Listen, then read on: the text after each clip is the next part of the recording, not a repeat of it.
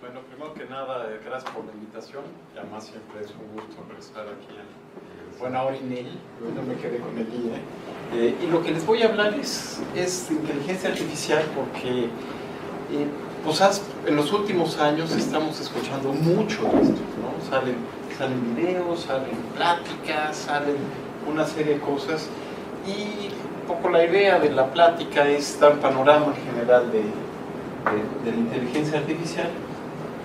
Voy a empezar con una introducción, unas definiciones, un poco las áreas principales de inteligencia artificial y qué es lo que está pasando, por qué de repente empezamos a escuchar tanto de la inteligencia artificial, cuáles son algunas de las preocupaciones que podemos esperar, ¿no? Y espero un poco provocar un poco a la audiencia con algunas de las cosas que voy a decir. Entonces, bueno, de definiciones, resulta que hay varios libros de inteligencia artificial, cada uno tiene su propia definición. Entonces nada más estoy tomando una, esta en particular me gusta, dice que tiene una parte científica, en donde se trata de hacer teoría, ¿no?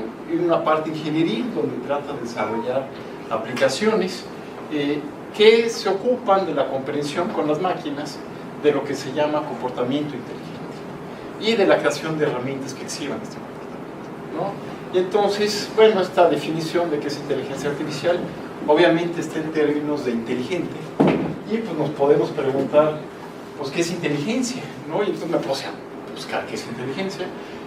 La Real Academia Española tiene aspectos, dice, capacidad de entender, comprender, de resolver problemas, conocimiento, comprensión, habilidad, destreza, experiencia, ¿no? Y de nuevo, hay cualquier cantidad de definiciones. Si nos vamos a la parte etimológica, bueno, vamos a ver cómo está esto. Bueno, es de latín, inteligente, se deriva de intelligere, que tiene dos términos, intus y legere, que es entre y escoger. Entonces, desde el punto de vista etimológico, un individuo es inteligente cuando es capaz de escoger la mejor opción entre varias posibilidades que se le presentan para resolver todo, ¿no? Y eso es una cosa que pues normalmente todos hacemos, ¿no? Simplemente estamos en el coche y decimos voy a la izquierda o a la derecha en un momento dado, y somos capaces de seleccionar, no necesariamente la mejor, pero por lo menos hacemos una selección. Y luego en Wikipedia dice la capacidad de generar información nueva combinando lo que recibimos, ¿no? Con nuestros sensores, lo que estamos viendo, lo que estamos sintiendo, con lo que disponemos en nuestra memoria. Entonces esta está mucho más orientada a aprendizaje, ¿no? Es, bueno, yo genero algo nuevo con base en lo que tengo y en lo que estoy recibiendo en un momento dado de información. Y por si fuera poco, hay muchos tipos de inteligencia, ¿no? Está la lógica matemática, que es la clásica de las pruebas de inteligencia, pero también hay verbal, hay espacial, corporal, colaborativa, y luego hay estas otras, ¿no? Intrapersonal, emocional, musical, naturalista, existencial, creativa. Entonces eso es una cosa. Y normalmente en las computadoras pues se orientan un poco más a eso, ¿no? A la lógica matemática, algo de lingüística espacial, corporal, con robots. Y acá pues están, pues la verdad no saben cómo hacerlas, no sabemos cómo hacer estas cosas en un momento dado, ¿no? Sí se hacen muchas cosas, se tratan de hacer, pero hay mucho desconocimiento en esta área. Y además es multidisciplinaria, ¿no? Porque toca aspectos, estamos hablando de inteligencia artificial, pues toca aspectos filosóficos, ¿no? Sí vamos a poder tener una inteligencia artificial o no. Tiene que tener conciencia, es más, existe la conciencia o no. En fin, son cosas que se las dejamos a los filósofos. Toca obviamente aspectos matemáticos. Finalmente la parte de computación en general pues podemos ver como un tipo de matemática aplicada, y hay mucha matemática en el área. Aspectos psicológicos, porque se espera que estos sistemas interactúen con personas que pues tienen que saber también cuestiones psicológicas. Toda la parte de ingeniería computacional, y aquí me refiero a sistemas operativos, cómputo, si son cómputo paralelo o no, ese tipo de cosas que son muy importantes. Lingüística, finalmente, las personas nos comunicamos por medio del lenguaje, ya sea escrito o hablado, y entonces es importante también entender cuestiones lingüísticas y neurociencias. Si logramos entender mejor cómo funciona el cerebro, eso podría ayudar a crear sistemas inteligentes, y estos sistemas además nos podrían ayudar a entender mejor cómo funciona el cerebro, ¿no? Entonces hay una parte ahí interesante. La inteligencia artificial tradicionalmente se divide en varias áreas, ¿no? Hay gente pues, que se ha dedicado por mucho tiempo a cuestiones de búsqueda y juegos. Esto tiene que ver con la parte que decían de seleccionar tecnológicamente, ¿no? Seleccionar la mejor acción cuando en un momento dado, pues la búsqueda de juegos entra mucho en eso. Cómo representar la información de en las computadoras, viene en una cámara, un audio, lo que sea, cómo la representamos internamente para que le sirva a la máquina.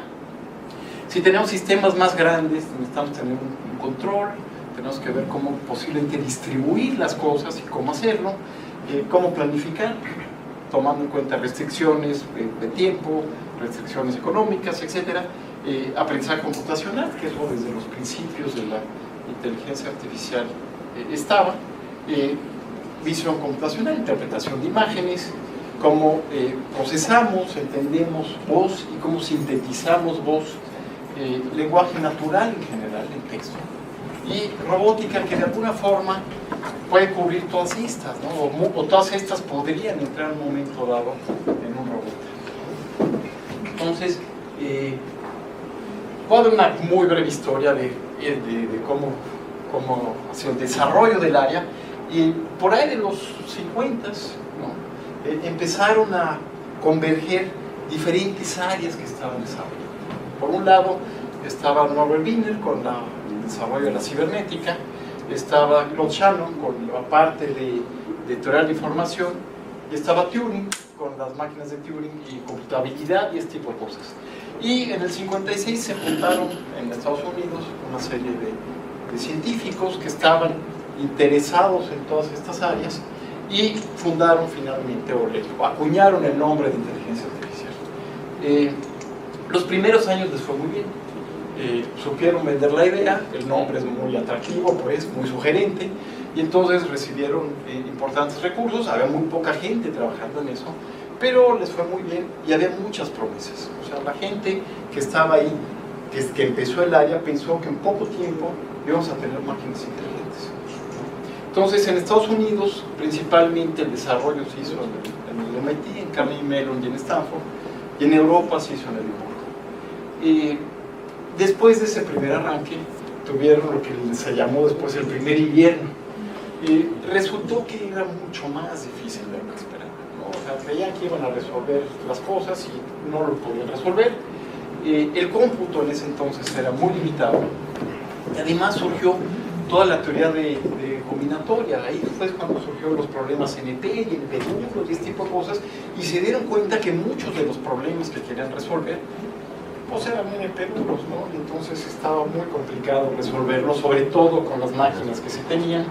En Inglaterra salió un reporte que les cortó el presupuesto de una forma fuerte, y por si fuera poco, dentro de la comunidad, Minsky y Papert sacaron un libro en donde decían las limitaciones de las redes neuronales de ese momento, que nada más podrían aprender funciones linealmente separables, y que eso era muy limitado y por lo tanto pues, poco había que hacer por ahí, ¿no? Pasó un tiempo y hubo un nuevo impulso cuando empezaron a surgir sistemas enfocados a resolver problemas particulares, y en este caso los sistemas expertos o sistemas más seguros. Entonces, inclusive se creó una industria a partir de eso, ¿no? Vendían shells que le llamaban cascarones de sistemas expertos. Salieron máquinas especializadas, había máquinas de disco que costaban una millonada, pero tenían el lenguaje, digamos, el lenguaje principal que se usaba en inteligencia artificial. Los japoneses anunciaron su proyecto de la quinta generación con Prolog, que era el otro lenguaje, y máquinas especializadas también, máquinas paralelas en Prolog, la apuesta de los japoneses. Y entonces, con esta parte, empezaron a reaccionar, ¿no? Dijeron, no, los japoneses no nos van a comer el mandado.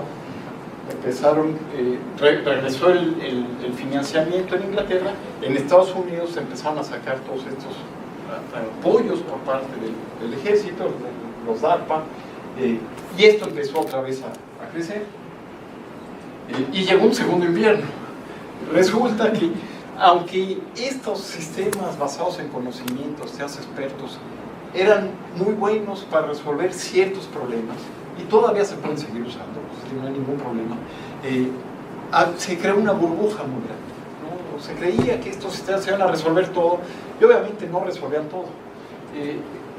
Hubo resultados buenos para algunos casos, pero no servían para todo.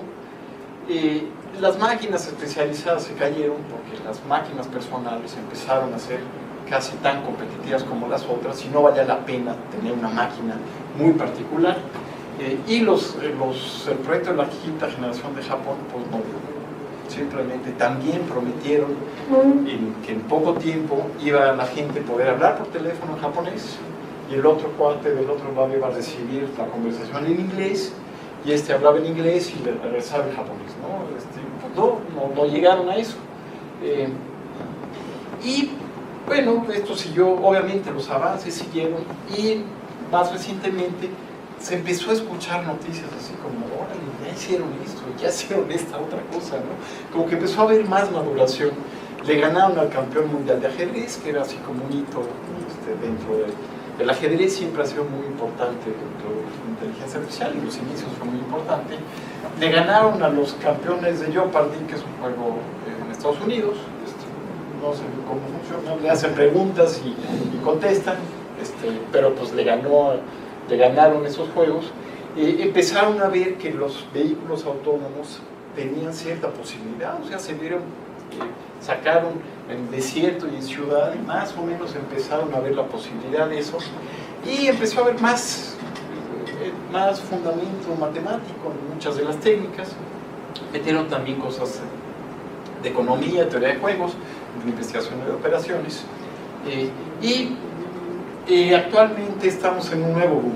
Hay una cosa muy importante, empezado quizá con esto del descubrimiento del conocimiento en base de datos, porque de repente había muchos datos y había que manejarlos, y empezaron a hablar de Big Data, y recientemente esto de Deep Learning o aprendizaje profundo, ¿no? Y eso ahorita estamos en esa época.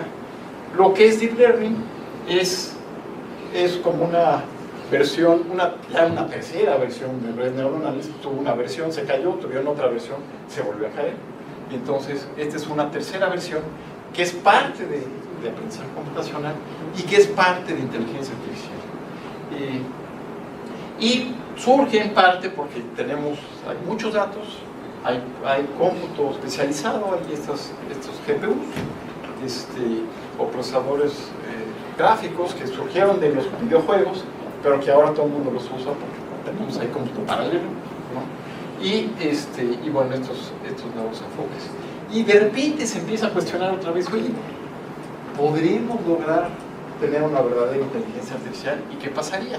Porque la gente trabajaba en inteligencia artificial y decía, bueno, hay problemas padrísimos aquí, retadores, estamos resolviendo cosas, pero así como ponernos a pensar que en poco tiempo va a haber una inteligencia artificial a nivel de las personas, pues no, se veía muy lejano. Y bueno, vamos a hablar un poco más adelante de esto.